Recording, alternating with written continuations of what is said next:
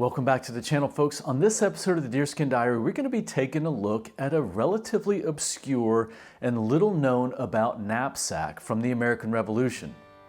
We're going to take a look at one photograph from the internet and one small piece of information about this pack, and we're going to see just how much we can drill into that photograph and just how much we can extrapolate from that, and then we're going to reproduce that knapsack as best we can based on what I think I know.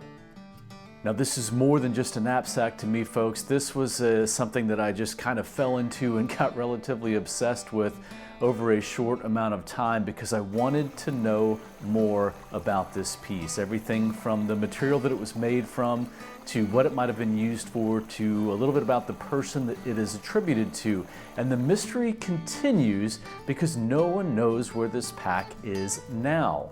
So in this episode, you'll get a little bit more than just the research that I did into this knapsack. You're going to get a glimpse into how my brain works and sometimes how it doesn't work, and just how curious I am about some of these pieces that are relatively unknown.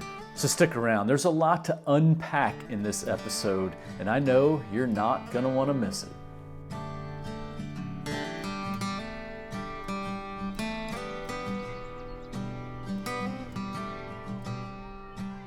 Now, the pack we're going to be talking about in this episode is attributed to Rufus Lincoln. Now, what's interesting about this pack is that it sold at auction in 2002, and no one knows where it went from there.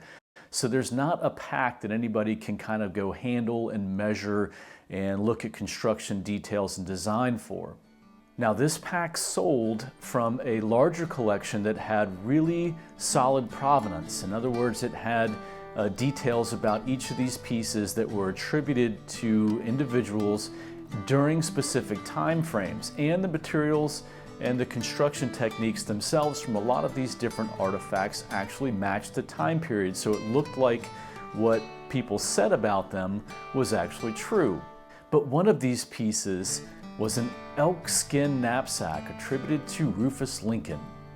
And it caught my eye because if it's true, if it's made of elk skin, I had many, many more questions about it. And if it was a knapsack that was produced here in the colonies from some solidly American material, if so, how did we get to that point? What were the sizes of this? What were the construction techniques? Was it even a knapsack? But in the end, I only had one photograph to go on, and so I had to look at that photograph and extrapolate what I could and reasonably determine what I think those facts in this two-dimensional photo could have meant for the original used product. All right, so let's look at a couple things that we can tell from this pack. First of all, it seems narrower than it is wider. There also appear to be the remnants of 2, possibly 3 buckles on the body of the pack. There's a distinct bald spot in the center of the pack, and there's a distinct color line up the center that appears to be darker. It's what's now the bottom of the pack, and I believe that to be the spine of whatever animal it was. Now, if you look at the calf hide I'm going to use for this project, you'll see a definite bald spot in the center and a darker line that runs up the spine of the animal.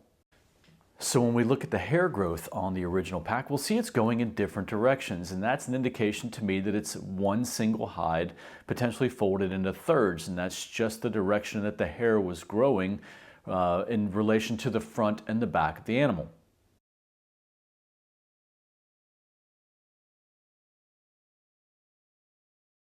Supposedly, this original pack was made of elk skin.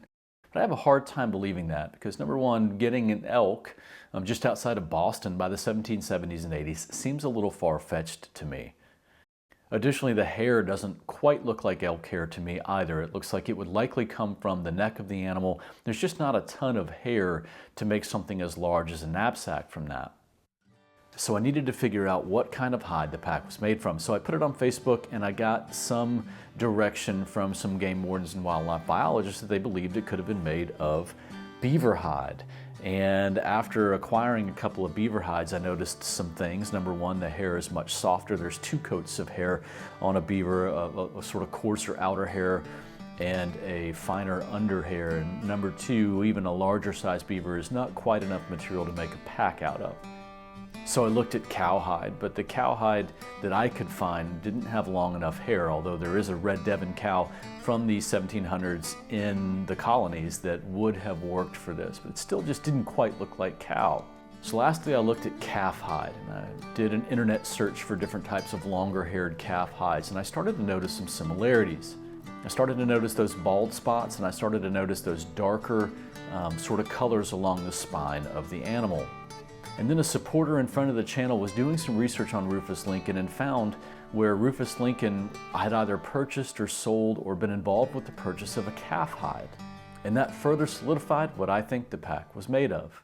One of the next things I had to do was figure out how big this pack was. And the way that I did that was to take the photograph and take a piece of paper and physically put the paper on the computer screen and make 2 hash marks for the length of one of the hairs that I was more or less able to identify in the photograph. Now I estimated that hair length to be about 1 1/4 to 1 1/2 inches long, so I just took those hash marks and I measured the number of hash marks in the length and the width, and I came up with a total size of approximately 11 by 15. In developing the pattern for this pack, I went a little bit wider. I went with a 12-inch width instead of what I estimated the 11-inch width to be. And one of the reasons I did that was because the hide itself has a vote in how large the pack is, right? So I lost some length on the pack because of the size of the hide. I was only able to get about 13 inches in length, so I widened it by about another inch, so I had a little bit more holding space.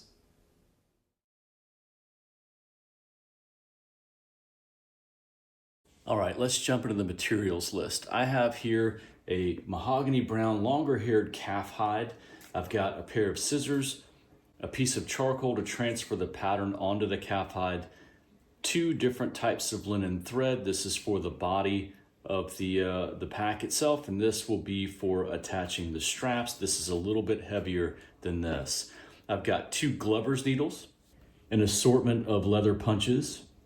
We will need at least 3 buckles, and these are the extra small buckles from Roy Najecki. There are a couple different kinds out there, brass or iron like this one. I went ahead and went with these iron buckles.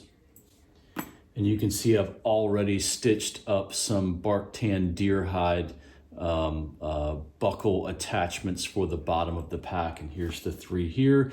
Then I have 3 of the actual straps themselves. I'll have to poke holes in these, finish these up a little bit more. This is also bark tan deer hide. I was using some bark tan or vegetable tanned cowhide, and I just didn't like the way that they came out. So I went ahead and switched gears and went with this bark tan deer hide.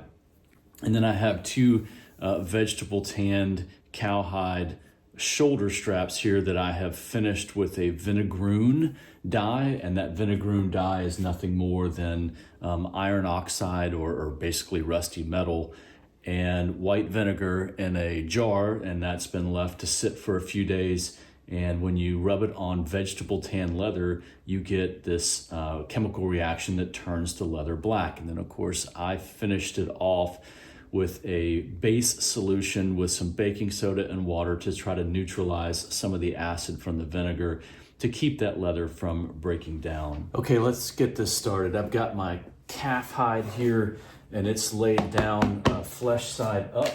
I'm just gonna take my pattern and lay it across the top. I wanna line up center line with my pattern, roughly with center line of the hide, because on the back side, on the hair side of this hide, you'll actually see a center line. So that's going to be important in the final product of the pack to make it look like the Lincoln pack itself. So find the center line there, find the center line there, line those 2 things up, right?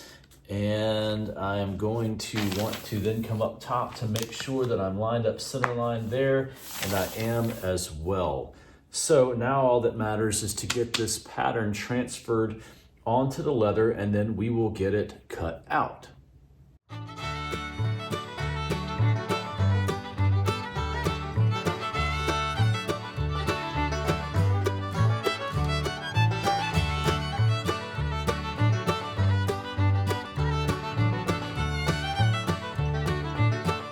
All right, quick public safety announcement. Scissors on a hair-on hide, use them sparingly. I knew better than to use them. I don't know why I did. Call it a temporary lapse in judgment. It's better to use a sharp knife on the flesh side of a hair-on hide because that sharp knife will kind of pass through the hair instead of cutting it like I did and giving that hide a haircut in a couple of places that I did not intend to give it a haircut.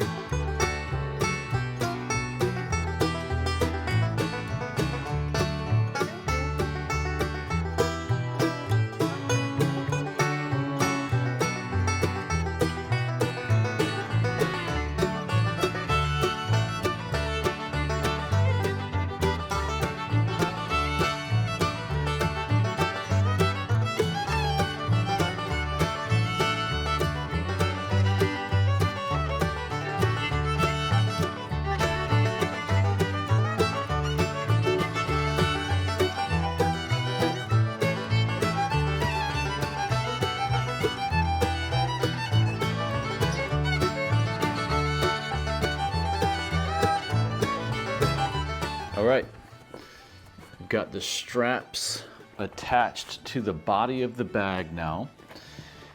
And the next thing we need to do is get it folded up and stitched.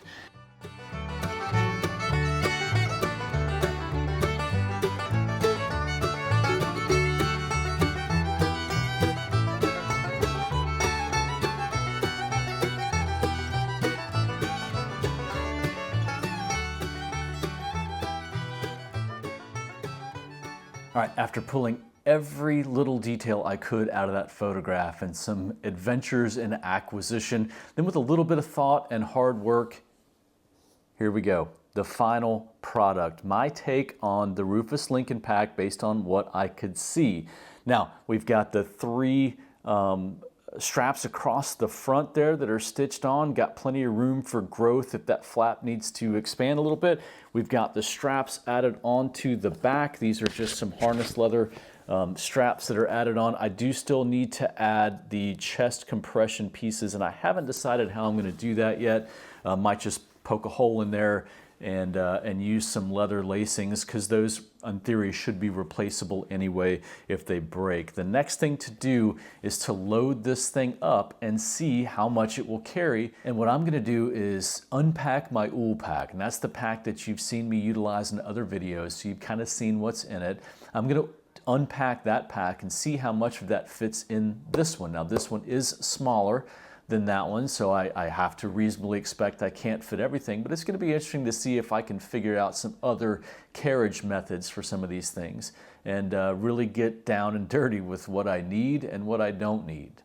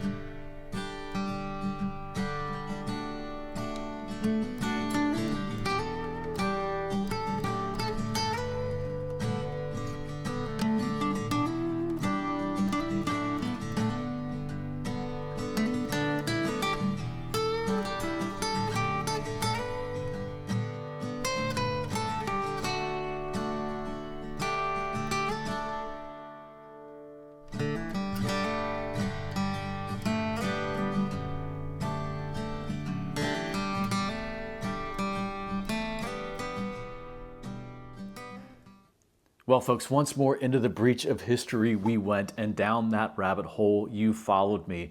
to the end with this obscure American piece reproduced to the best of my ability. And I can't tell you how much I appreciate you following me video after video, even when I'm having to film in sort of less than ideal and cramped conditions.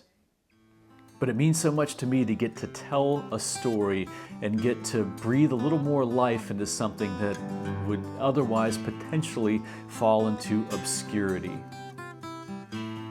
So stay tuned, because I'm just getting started. I have far more to tell in the story of the American frontier, both in aspects of the different cultures and aspects of the things that they used and carried.